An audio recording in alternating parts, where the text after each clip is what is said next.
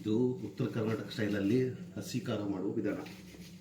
First ಹಸಿ ಮೆಣಸಿನ್ಕಾಯನ್ನು ಅದರ ಮೇಲಿಂದ ತುಂಬ ತೆಗೆದು ಅದನ್ನು ಸ್ವಲ್ಪ ಎಣ್ಣೆಲಿ ಹಾಕ್ಕೊಂಡು ಹುರ್ಕೋಬೇಕು. ಹುರಿದು ಅದನ್ನು ಆರ್ಲಿಕ್ಕೆ ಬಿಡಬೇಕು.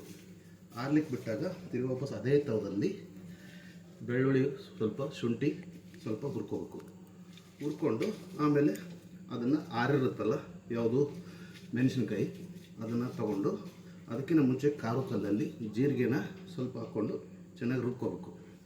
ಯಾಕಂದರೆ ಜೀರಿಗೆ ಫಸ್ಟ್ ಏನಕ್ಕೆ ರುಬ್ಕೋಬೇಕು ಅಂದರೆ ಆಮೇಲೆ ರುಬ್ಬಕ್ಕೆ ಹೋದರೆ ಅದು ಪುಡಿ ಆಗಲ್ಲ. ಸೊ ಹಾಗಾಗಿ ಅದಾದಮೇಲೆ ಇದಷ್ಟನ್ನು ಸೇರಿಸಿ ಹಾಕ್ಬಿಟ್ಟು ಮತ್ತೆ ಸ್ವಲ್ಪ ರುಚಿಗೆ ತಕ್ಕಷ್ಟು ಉಪ್ಪು ಹಾಕಬೇಕು. ಆಮೇಲೆ ಸ್ವಲ್ಪ ಕೊತ್ತಂಬರಿ ಸೊಪ್ಪು, ಆಮೇಲೆ ಸ್ವಲ್ಪ ಚೆನ್ನಾಗಿ ರುಬ್ಕೋಬೇಕು. ಚೆನ್ನಾಗಿ ರುಬ್ಕೊಂಡ್ರೆ ಆವಾಗ ಒಳ್ಳೆ ಟೇಸ್ಟ್ ಬರುತ್ತೆ. ಸ್ವಲ್ಪ ಬೆಲ್ಲ ಹಾಕ್ಕೋಬೇಕಾಗುತ್ತೆ, ಯಾಕಂದರೆ ಖಾರ ಸ್ವಲ್ಪ ಜಾಸ್ತಿ ಇರುತ್ತೆ, ಎಲ್ಲ ಇರುತ್ತೆ. ಅದು ಹಾಕ್ಕೊಂಡು ಮಾಡಿದ್ರೆ ಒಳ್ಳೆ ಟೇಸ್ಟ್ ಬರುತ್ತೆ. ಕೆಲವರು ಶೇಂಗಾ ಹಾಕ್ಕೊತಾರೆ, ಕೆಲವರು ಶೇಂಗಾ ಹಾಕ್ಕೊಳ್ಳಲ್ಲ. ಕಾಯಿ ಮತ್ತು ತೆಂಗಿನಕಾಯಿ ಹಾಕ್ಬೋದು, ಅದ್ರ ಬಾಳಿಕೆ ಜಾಸ್ತಿ ಬರಲ್ಲ ತೆಂಗಿನಕಾಯಿ ಹಾಕೋದ್ರಿಂದ, ಯಾಕಂದ್ರೆ ಬೇಗ ಕೆಟ್ಟೋಗುತ್ತೆ. ಇದಕ್ಕೆ ಹುಣಸೆಹಣ್ಣು ಹಾಕ್ಬಿಟ್ಟು ಶೇಂಗಾನ ಹಾಕ್ಕೊಂಡ್ರೆ ನೀವು ಆರಾಮಾಗಿ 1 ವಾರ 2 ವಾರ ಇಟ್ಕೋಬೋದು.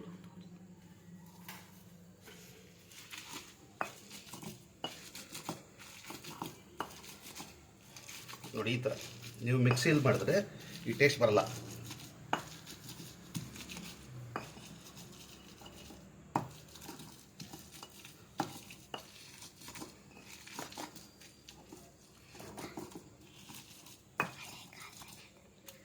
ಹಳೆ ಕಾಲದಲ್ಲೆಲ್ಲ ಏನಪ್ಪ ಅಂದರೆ ಮಿಕ್ಸಿನೇ ಇರಲಿಲ್ಲ, ಎಲ್ಲ ಇದೇ ಥರ ಕಲ್ಲು.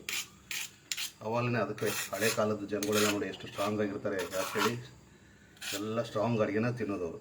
ಮಿಕ್ಸಿಗೆ ಹಾಕ್ಬಿಟ್ರೆ ಇದ್ರದ್ದು ಎಲ್ಲ ಸತ್ವ ಎಲ್ಲ ಹಾಳಾಗೋಗ್ಬಿಡುತ್ತೆ. ಅದೇ ಈ ಕಲ್ಲಲ್ಲಾದರೆ ಏನು ಗೊತ್ತಾ, ಎಷ್ಟೇ ಮಾಡಿದ್ರು ಆಚೆ ಹೋಗಲ್ಲ, ಒಳ್ಳೆ ಟೇಸ್ಟಾಗಿ ಬರುತ್ತೆ. ಇದನ್ನು ನೀವು ಚಪಾತಿ ಮತ್ತು ತಿರ್ಗಿ ವಾಪಸ್ಸು ಮಸಾಲೆ ಸಾಂಬಾರು ಮಾಡ್ಬೇಕಾದ್ರೆ ಅದಕ್ಕೆ, ಮತ್ತು ಮುದ್ದೆ ಮಾಡಿದ್ರೆ ಬಸ್ಸಾರು ಎಲ್ಲ ಮಾಡ್ತಾರಲ್ಲ ಅದಕ್ಕೆಲ್ಲ ಯೂಸ್ ಮಾಡ್ಬೋದು. ಮತ್ತು ಬಿಸಿ ಬಿಸಿ ಚಪಾತಿ, ಜೋಳದ ರೊಟ್ಟಿ ಬಿಸಿ ಇದ್ದಾಗ ಸ್ವಲ್ಪ ತುಪ್ಪ ಹಾಕ್ಕೊಂಡು ಇದ್ರ ಜೊತೆಲಿ ಹಾಕ್ಕೊಂಡು ಚಿಕ್ಕ ಮಕ್ಳಿಗಂತೂ ಸುತ್ತಬಿಟ್ಟು ಕೊಟ್ಟರೆ ಏನು ಟೇಸ್ಟ್ ಅಂತೀರ, ಒಳ್ಳೆ ಟೇಸ್ಟು. ನೋಡಿ ಈಗ ಒಂದು ಅದಕ್ಕೆ ಬಂದಿದೆ, ಇನ್ನೂ ಸ್ವಲ್ಪ ಸಣ್ಣ ಹಾಕಬೇಕು.